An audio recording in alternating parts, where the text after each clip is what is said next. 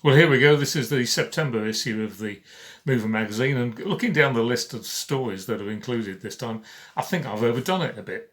I should have saved a few for another day and made my life easier. There's loads of stuff in it. We talk about cyber threats, particularly those from as a result from AI, or making it worse, as it were, from AI. I've got a story, an interview that I did um, with Annika Rupe from Alpha in Sweden, because the company has just been sold, and I wanted to find out the background to that and why it matters. So that explains it all. I've even got a story in there that's been written by ChatGPT, or at least partly written by ChatGPT. And it's about the use of AI in the mobility industry. And it's kind of interesting that it's been written by a computer. It's not quite the way it is, but I explain in the story, so have a look at that one.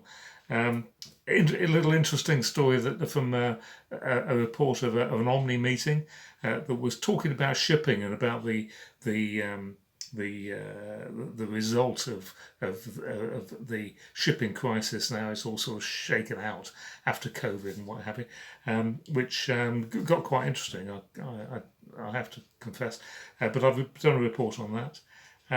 I've done. I've got a nice story from Joseph and Sienna Song in Korea, because Joseph is got to that sort of age where he's standing back a bit, and Sienna's daughter is taking over the company. So I wanted to do an interview with her in particular to find out how she saw it. It's particularly interesting because it's in Korea, and it's kind of unusual for businesses of any kind to be passed down through the generations in Korea, but this one has been, and particularly to a daughter. That's kind of unusual. Um, there's a story from Rosebrock in Germany, and that is all about diversification and how the company is diversified, which I thought you'd be interested to read about. There's a new company that started in India, Rail Pillai, who many of you will know, started a new organisation there, which is again a little bit different. It's a bit of a hybrid kind of company between sort of traditional stuff and online stuff. But read more about it. I've got an interview with Derek Duffy, who of course is the new president of FIDI, and he's always good value, and I'm sure you'll be interested to look at that one.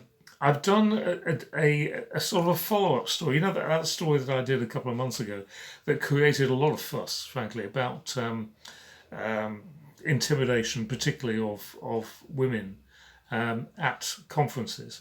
And I had loads of response from that. You can imagine I did. And I thought really what I should do is to do a bit of a follow-up on it, just to explain some of the comments that were made. So I've done that in this issue. And our cover story this time is one from Stephen Morris in London, and he's talking about, or it was an interview that I did with a lady that's recently started working there to look after the sustainability side of the business, and she is very much an advocate of being honest about it. Not particularly keen on what has become known as greenwashing, and so he's looking at it in a slightly different way.